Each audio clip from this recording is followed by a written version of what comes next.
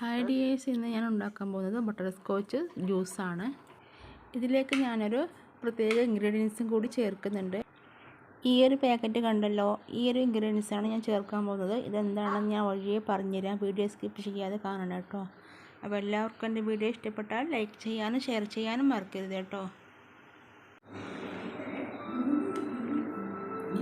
ആദ്യം ഇതാ ഒരു കവർ തണുത്ത പാല് പൊട്ടിച്ച് ജാറിലേക്ക് ഒഴിച്ചു കൊടുക്കുകയാണ്. ഇനി ഇതിലേക്ക് ഇത് അണ്ടിപ്പരിപ്പ് പൊടിച്ച് ഇട്ട് കൊടുക്കുകയാണ്. ഇനി ആവശ്യത്തിനുള്ള പഞ്ചസാരയും കൂടി ചേർത്ത് കൊടുക്കാം.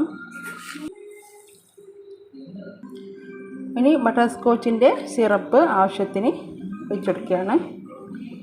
4-5 തുള്ളിയോളം ഒഴിച്ചു കൊടുത്തിട്ടുണ്ട്. ഇനി ഇത് മിക്സിയിൽ അടിച്ചെടുക്കാം. അടിച്ചെടുത്ത ജ്യൂസ് ഒരു പാട്ടയിലേക്ക് ഒഴിച്ചു കൊടുക്കുകയാണ്.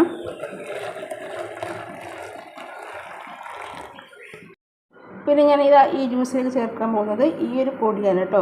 തരി പോലുള്ള ഈ പൊടിൻ്റെ പേരാണ് ഇസബ്ഗോൾ എന്ന് പറയും. ഇത് അറിയാവുന്ന ആരെങ്കിലും ഉണ്ടെങ്കിൽ കമൻറ്റ് ചെയ്യണം കേട്ടോ. ഇത് കാസർഗോഡ് എന്നാണ് ഞാൻ വാങ്ങിയത്.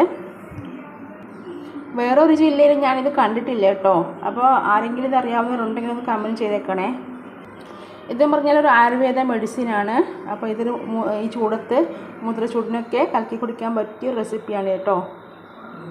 ഇതേ വെള്ളത്തിൽ കലക്കി കുടിച്ചാൽ ഇത് അലിഞ്ഞു പോകുന്ന സാധനമല്ല കേട്ടോ. ഈ തരിതരിയായിട്ട് ഇങ്ങനെ ഒരു കുതിർന്ന് നിൽക്കുന്ന ഒരു സാധനമാണ്. ഇതൊരു പൊടിയാണിത്.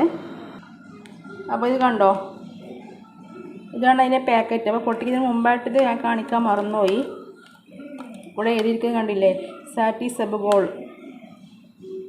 ഇതിനെപ്പറ്റി ഗൂഗിളിലൊക്കെ അടിച്ചാൽ വിശദമായിട്ട് അറിയാൻ പറ്റും.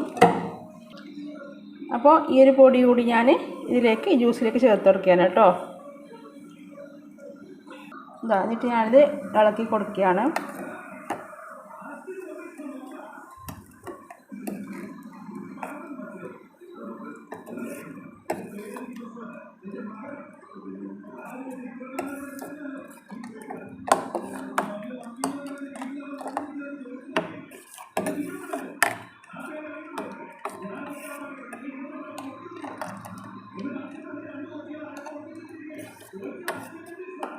അപ്പോൾ ഇന്നത്തെ വീഡിയോ എല്ലാവർക്കും ഇഷ്ടപ്പെട്ടെന്ന് വിചാരിക്കുന്നു.